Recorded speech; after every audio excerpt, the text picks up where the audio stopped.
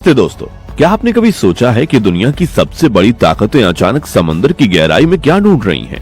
आज जब हम और आप अपने रोजमर्रा की जिंदगी में व्यस्त हैं, ठीक उसी वक्त चीन के तटों पर हजारों जहाज और लाखों लोग एक ऐसे मिशन में जुटे हैं जिसे देखकर दुनिया हैरान है। क्या चीन सिर्फ समंदर से कचरा निकाल रहा है, या फिर इस कचरे के पीछे कोई अरबों डॉलर का गुप्त खजाना छुपा है? आखिर ऐसा क्या हुआ कि अचानक चीन ने समंदर के उस मलबे पर करोड़ों रुपए खर्च करना शुरू कर दिया जिसे सालों तक किसी ने हाथ तक नहीं लगाया था? आज के इस वीडियो में हम उस राज से पर्दा उठाएंगे जो न केवल पर्यावरण को बदल रहा है बल्कि पूरी दुनिया की अर्थव्यवस्था को एक नया मोड़ दे रहा है। बने रहिए हमारे साथ, क्योंकि आज की यह जानकारी आपको सोचने पर मजबूर कर देगी। पिछले कुछ दशकों में हमने विकास की अंधी दौड़ में अपने समंदरों को प्लास्टिक का डंपिंग ग्राउंड बना दिया था। चीन, जो दुनिया का सबसे बड़ा मैन्युफैक्चरिंग हब है, वहां से निकलने वाला कचरा समंदर के पारिस्थितिकी तंत्र यानी इकोसिस्टम के लिए बड़ा खतरा बन गया था। चीन ने महसूस किया कि अगर उसने अब कदम नहीं उठाया तो उसके समुद्री संसाधन पूरी तरह से खत्म हो जाएंगे। इसी सोच के साथ शुरू हुआ ब्लू सर्कल मॉडल। ये कोई साधारण सफाई अभियान नहीं है। चीन ने इसे एक बहुत बड़े बिजनेस मॉडल में बदल दिया है। यहाँ लाखों टन प्लास्टिक कचरे को निकालकर उसे ब्लू गोल्ड यानी नीले सोने का नाम दिया जा रहा है। चीन का लक्ष्य सिर्फ समंदर साफ करना नहीं बल्कि उस कचरे से पैसा कमाना और दुनिया में अपनी छवि को सुधारना भी है। चीन ने एक ऐसा सिस्टम बनाया जहां मछुआरों को सिर्फ मछली पकड़ने के पैसे नहीं मिलते बल्कि समंदर से कचरा बाहर लाने के भी पैसे मिलते हैं। इसे ब्लू सर्कल प्रोजेक्ट कहा जाता है। इसमें ब्लॉकचेन जैसी आधुनिक तकनीक का इस्तेमाल किया जा रहा है ताकि हर किलो कचरे का हिसाब रखा जा सके। जब एक मछुआरा समंदर से प्लास्टिक निकालता है तो उसे एक खास सेंटर में जमा किया जाता है। वहां उस प्लास्टिक को स्कैन किया जाता है और उसकी पूरी जानकारी डिजिटल दुनिया में दर्ज हो जाती है। इसके बाद उस कचरे को बड़ी कंपनियों को बेचा जाता है और इससे जूते, कपड़े और इलेक्ट्रॉनिक सामान बनाए जाते हैं। इस पूरी प्रक्रिया में कचरा एक कीमती सामान बन जाता है। इस तकनीक ने कचरे को एक ऐसी करेंसी बना दिया जिसकी कीमत आज के बाजारों में बहुत ज्यादा है। यहाँ हमें अपने प्यारे से देश भारत की स्थिति को भी समझना होगा। भारत की तटरेखा लगभग 7,500 किलोमीटर लंबी है। हमारे लिए भी समुद्री प्रदूषण एक बड़ी चुनौती है, लेकिन भारत में भी इस दिशा में बहुत बड़े कदम उठाए गए हैं। भारत में पुनीत सागर अभियान जैसे बड़े मिशन चलाए जा रहे हैं जिसमें ONGC, NCC कैंडिडेट, स्थानीय लोग मिलकर समंदर और नदियों के किनारे को साफ कर रहे हैं।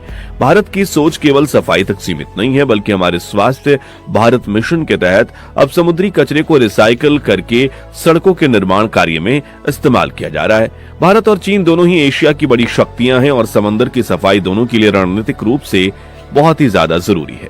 भारत का मानना है कि समंदर की सुरक्षा और सफाई ही आने वाले समय में हमारी ब्लू इकोनॉमी को मजबूत करेगी। भारत ने दुनिया को सिखाया कि संसाधनों का सम्मान कैसे किया जाता है और आज हम भी तकनीक के मामले में किसी से पीछे नहीं है। चीन के इस मिशन का सबसे बड़ा असर वहां के गरीब मछुआरों पर पड़ा है। पहले जिन मछुआरों की कमाई सिर्फ मछली पकड़ने पर टिकी थी, आज वे समंदर के रक्षक बन गए हैं। चीन की सरकार ने तटीय इलाकों में हजारों कलेक्शन पॉइंट्स बनाए हैं। जब मछुआरे अपनी नाव में कचरा भरकर लाते हैं तो उसे तुरंत उसके मोबाइल वॉलेट से पैसे मिल जाते हैं। इससे न केवल उनकी आय बढ़ी है बल्कि समंदर भी साफ हो रहा है।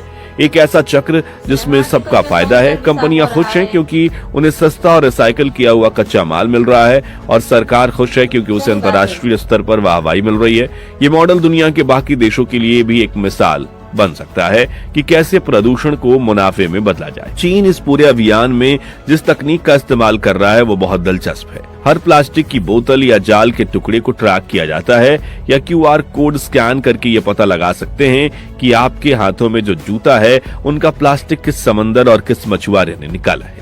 इस पारदर्शिता की वजह से बड़ी अंतर्राष्ट्रीय कंपनियां जैसे एडिडास या नाइकी चीन के इस प्रोजेक्ट से जुड़ी हैं। वे ग्राहकों को गर्व से बताती हैं कि उनका प्रोडक्ट समंदर के कचरे से बना है।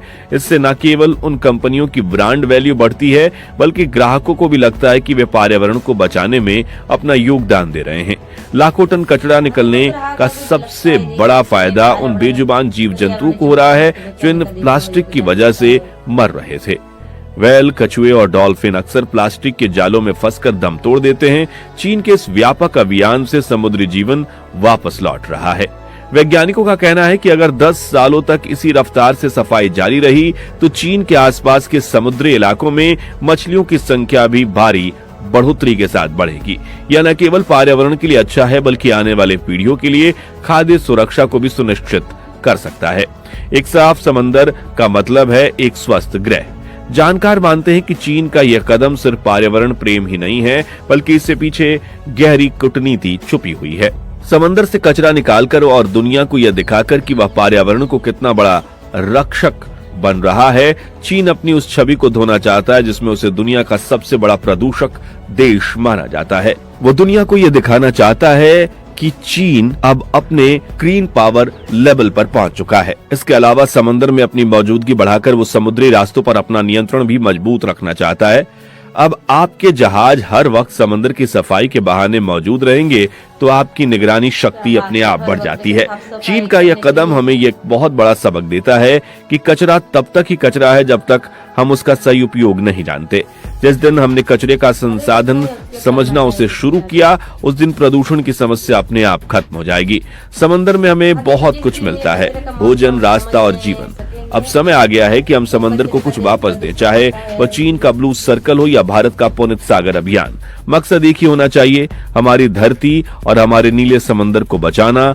हमें भी अपनी निजी जिंदगी में प्लास्टिक का इस्तेमाल कम करना चाहिए ताकि भविष्य में हम ऐसे लाखों टन कचरे को निकालने की नौबत में ना फंसे। तो दोस्तों, आपको क्या लगता है, क्या चीन का यह मॉडल भारत में भी पूरी तरह से लागू किया जाना चाहिए? क्या हमें भी अपने घरों से निकलने वाले प्लास्टिक को एक कमाई का जरिया बताना चाहिए? अपनी राय नीचे कमेंट बॉक्स में जरूर बताएं। अगर आपको ये जानकारी दिलचस्प लगी है तो इस वीडियो को लाइक करें और अपने दोस्तों के साथ शेयर करें। मिलते हैं अगली वीडियो में, तब तक के लिए धन्यवाद। जय हिंद।